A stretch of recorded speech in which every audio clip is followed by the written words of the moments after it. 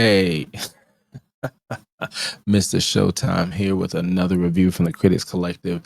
Today we're going to talk about a WWE superstar legend. There's not that many people that I can recommend and say they're somewhat on the same level or caliber as Mr.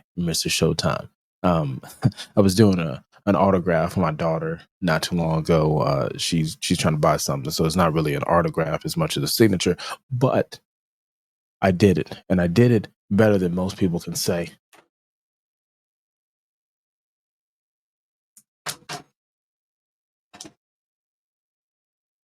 Yeah, I did it perfect, you can say. We are talking about the life and times of Mr. Perfect. Now, listen, I could have just done that in one take and just edited, but nobody is Mr. Perfect, and I wanted to show that. Now, the life and times of Mr. Perfect you can watch on Peacock Network with the WWE that they have. Rest in peace, WWE Network. But anyways, A Life and Times of Mr. Perfect came out in 2008. It's a running time about an hour and 13 minutes, which I honestly think is a little too short, in my opinion, about one of the best technical wrestlers to ever grace the WWE or WCW. So I'm going to go into my pros and cons, the highs and lows, and then we'll go into the rating and we'll get out of here and you'll probably go watch some Mr. Perfect matches.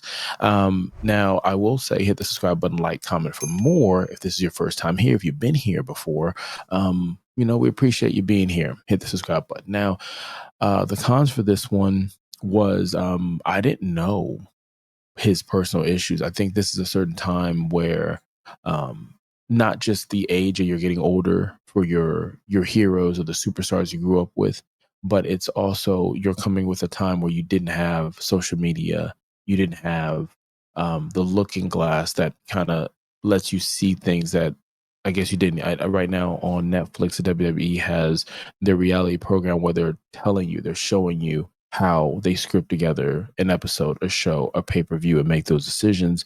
And that's rubbing some people the wrong way. So what I mean by just not knowing, it's like they let um, issues that he's had, back injuries, if there was anything involving drugs or how he was with the family. I guess maybe because I really like this superstar, I never looked into it. Similar like Bret Hart, even Shawn Michaels. I know some stuff from Shawn Michaels. I'm that much of a fan. Check out that review for that documentary. But Mr. Perfect, I really didn't know anything about it, so it was kind of taken back to kind of see some stuff. Like some of the promos they shot, they would show it in the way it was edited to be perfect.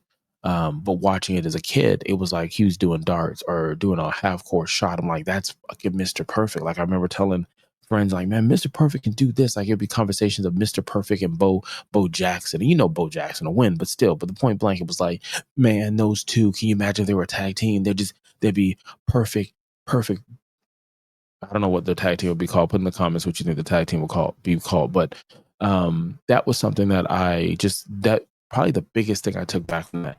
The other con I would say from it is they didn't focus. And I'm going to say this every time. They just don't focus on the longevity of the career with the stats. I know they will tell you through the ups and downs of the career and some of the best, and they do point out some of his good matches, but to showcase this is what he's accomplished. Like I can't think Intercontinental Championship without thinking of Mr. Perfect.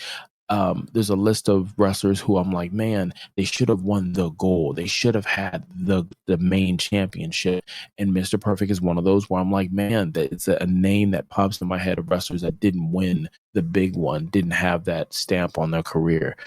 Um, the good thing I liked about it is it did hone into what made him Mr. Perfect, who he was as a person, who he was as a parent, whether you could say, good or bad, as a friend. Wade Boggs is, does a big piece of this documentary at crucial moments and talks about his friendship and what they've had over the years as friends. And it was something that I didn't know, even though I knew who Wade Boggs was. So I thought that was cool. The interviews from various different wrestlers giving their roses and saying, what kind of workman he was, how was he in the ring, how was he on the mic, and having that understanding of his transitioning from the WWE to announcing and then going to WCW and then coming back and things like that. And I do remember those stages, but I remember them as watching it, not necessarily saying, oh, well, he's in a contract dispute, so this is what's happening, or he's got a back injury, or he's putting talent over XYZ, similar to how XYZ does.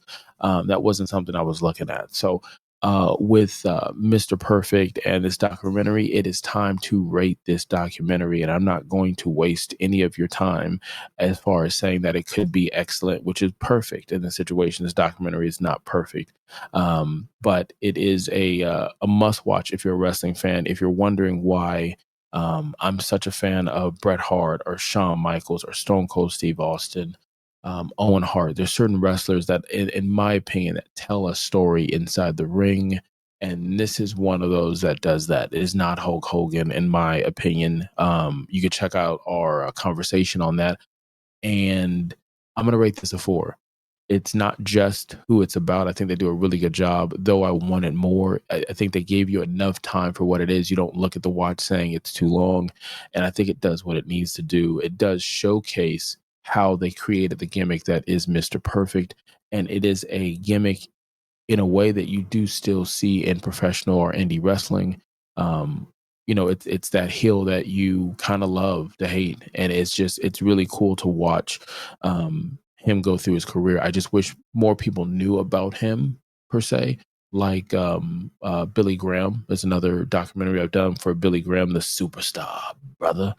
But yeah, you could have been anywhere in the world and you chose to be here. We appreciate that. Until next time, check out one of these videos. Said I'ma get into it first. Until they put me in the dirt. Said I'ma get into it first. Said I'ma get into it.